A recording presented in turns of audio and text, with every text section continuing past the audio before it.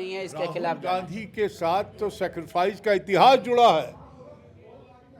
पूरे देश में कांग्रेस पार्टी और नेहरू परिवार, गांधी परिवार शहादत की परिवार रही है। एक नहीं, लंबा इतिहास जुड़ा हुआ है।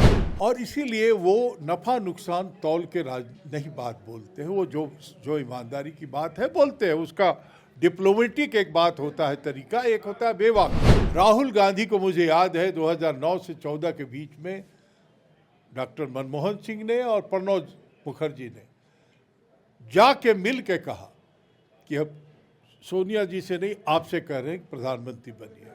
उन्होंने कहा नहीं। अपने पदयात्रा में उन्होंने घोषित किया कि मुझको मैं प्रधानमंत्री बनने के लिए नहीं कहूँ। इसको अब क्या बचा है इसमें तानाशाही लाने में? और कौन सा आइटम बचा? राहुल गांधी की सदस्यता खत्म करने के बाद एनडीए को छोड़कर बाकी सभी दलों ने इसे लोकतंत्र की हत्या करार दिया है। एनडीए के सदस्य कह रहे हैं कि कोर्ट के जो वर्डिक्ट है उसका सम्मान होना चाहिए। हमारे साथ कांग्रेस के वरिष्ठ नेता सुबोध कांत सहाय जी हैं। सुबोध जी, 30 दिन का समय कोर्ट ने दिया, 30 घंटे में जजमेंट हो गया लोकसभा से। आप क्या? लेस देन 30 घंटा, क्योंकि हाउस जो है वो जिस दिन हुआ हाउस ऑर्डर में आया और तुरंत पहला प्रस्ताव यही आ गया। तो लेस देन कहिए 24 घंटे में हो गया ये घटना। तो आपको अब लगता है कि अब राहुल लोग हम लोग को शिक्षा दे रहे हैं कि कोर्ट का वर्डिक्ट नहीं मानना चाहिए, तो उनको तो 30 दिन के लिए थोड़ा तो इंतजार करते, 30 घंटा तो इंतजार करते, लेकिन नहीं इंतजार किया। अब राहुल जी के पास बहुत सारा अभी ऑप्शन है। एक तो वो उन्होंने कहा कि मैं बोलना बंद नहीं करूंगा, चाहे वो कुछ भी हो जाए।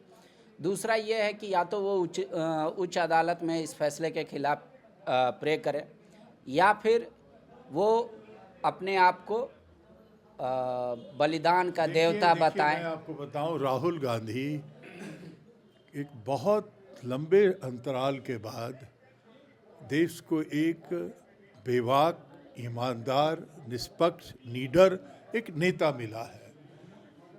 अगर ये नहीं रहे होते तो 4000 किलोमीटर की पदयात्रा नहीं कर पाते। उन्होंने कहा कि मैं तपा रहा हूँ, मैं तपस्या कर रहा हूँ। मैं आपको बताऊं, जब मैं वहाँ था 30 तारीख को समापन में कश्मीर में, तो उन्होंने कहा पहली बार जीवन में देखा कि इतना हेवी स्नोफॉल में भी पब्लिक मीटिंग हो रहा है। ये राहुल गांधी का कर सकते थे, कोई दूसरा का, जबकि पूरा कश्मीर जो था वो घर के अंदर था।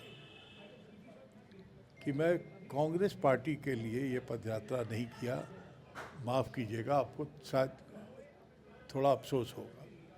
तो राहुल गांधी एक अपने आप को डिफरेंट लेवल पे ले जाके राजनीति में है, और इसीलिए वो नफा नुकसान तौल के नहीं बात बोलते हैं। वो जो ईमानदारी की बात है बोलते हैं। उसका डिप्लोमेटिक एक बात होता है तरीका, एक होता है बेवक। तो राहुल गांधी ने कहा था कि हम संसद से सड़क तक लड़ेंगे, तो संसद से ने उनको रोका है, सड़क से तो नहीं रोका है। तो सड़क तो इतना व्यापक है जन अदालत की, इसमें sky is the limit for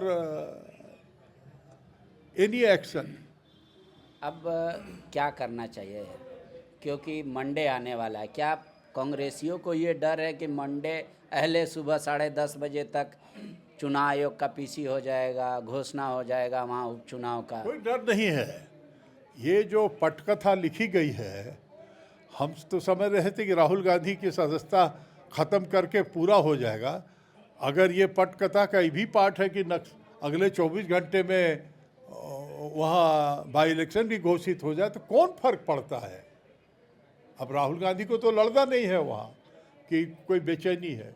अब XYZ कोई भी लड़ लेगा। तो राहुल गांधी को सेक्रीफाइस करना चाहिए खुद को पार्टी के लिए, देश के लिए, आपको लगता है? या फिर आपको लगता है कि नहीं, ये अदालत का फैसला सही नहीं है, इसके खिलाफ? राहुल गांधी के साथ तो सेक्रीफाइस का इतिहास जुड़ा है।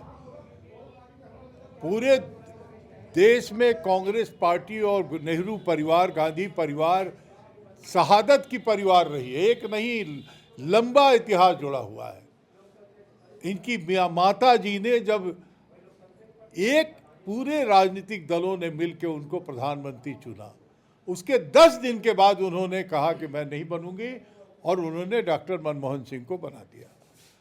राहुल गांधी को मुझे याद है 2009 से 14 के बीच में डॉक्टर मनमोहन सिंह ने और प्रणब मुखर्जी ने जाके मिल के कहा कि अब सोनिया जी से नहीं, आपसे कह रहे हैं कि प्रधानमंत्री बनिए। उन्होंने कहा नहीं। अपने पदयात्रा में उन्होंने घोषित किया कि मुझको मैं प्रधानमंत्री बनने के लिए नहीं कर रहा हूँ।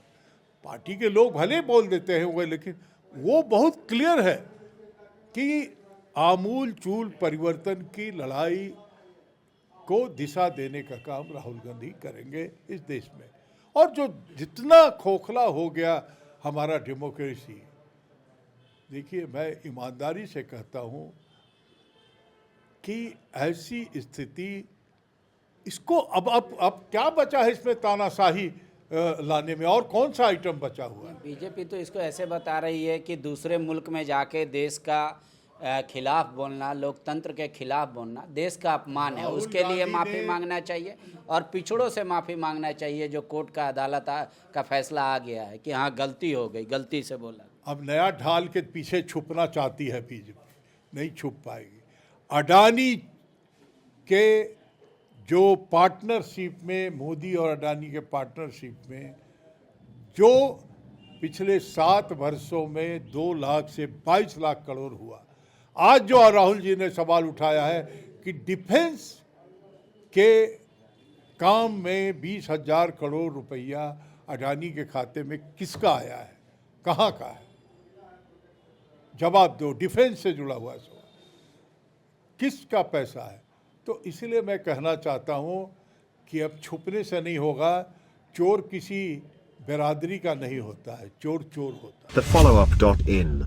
Like, share, and subscribe.